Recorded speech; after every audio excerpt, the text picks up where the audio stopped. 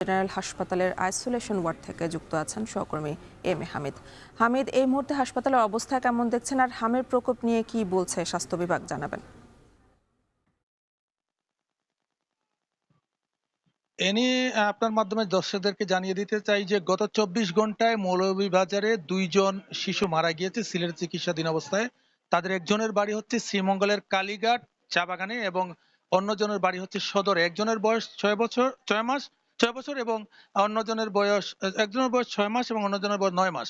এছাড়াও গত ৪৮ ঘন্টায় আরেকজন শিশু কুলাউড়ার মারা গিয়েছে। এ পর্যন্ত জেলায় মোট ৬ জন শিশু মারা গিয়েছে। তার মধ্যে ৬ জনেরই কিন্তু ল্যাব টেস্ট করা হয়েছে। এর মধ্যে একজনের পজিটিভ এসেছে। বাকি যে ৫ জন রয়েছে তাদের কিন্তু এখন পর্যন্ত আ তাদের রিপোর্ট না আসার কারণে তারা তারা পজিটিভ কিনা সেটা জানতে পারেনি সিভিল সার্জন অফিস।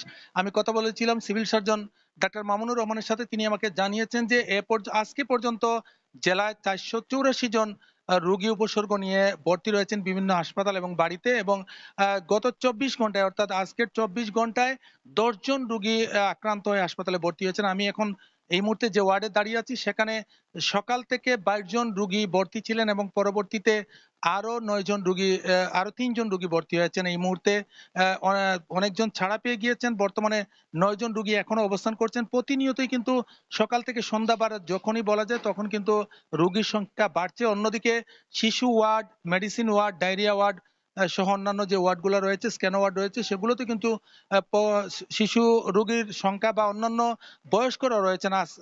আজকে ২ জন বয়স্ক রোগী ভর্তি আছেন, যার একজনের বয়স ২১ বছর এবং অন্যজনের বয়স ২৫ বছর। শুধু যে শিশুরা আক্রান্ত হচ্ছেন তা না, বয়স্করাও আক্রান্ত হচ্ছেন। আমি কথা বলেছিলাম সিভিল সার্জন, তিনি জানিয়েছেন যে টিকা কর্মসূচির জন্য ২,০৪,৮০৯২৮ জনের জন্য উদ্যোগ গ্রহণ করা হয়েছিল। সেখানে ২,০২,৪৯২ জনকে টিকা দেওয়া হয়েছে, অর্থাৎ ৯১.০১ ভাগ টিকা সম্পন্ন হয়েছে এবং প্রতিদিনই যতগুলো হাসপাতাল আছে ৭টি উপজেলা স্বাস্থ্য কমপ্লেক্স এবং সদর হাসপাতালে বহির্বিভাগ সহ অন্তর্বিভাগে রোগীর সংখ্যা বাড়ছে এবং জ্বর, সর্দি, কাশি নিয়ে তারা ভর্তি হচ্ছেন এবং বলা যায় মৌলভীবাজারে হামের প্রকোপ বাড়তেই আছে। এই ছিল আমার কাছে মৌলভীবাজার থেকে হামের উপসর্গ এবং মৃত্যু নিয়ে সবশেষ। এনি মৌলভীবাজার থেকে যুক্ত ছিলেন সহকর্মী এম এ হামিদ। এর মধ্য দিয়ে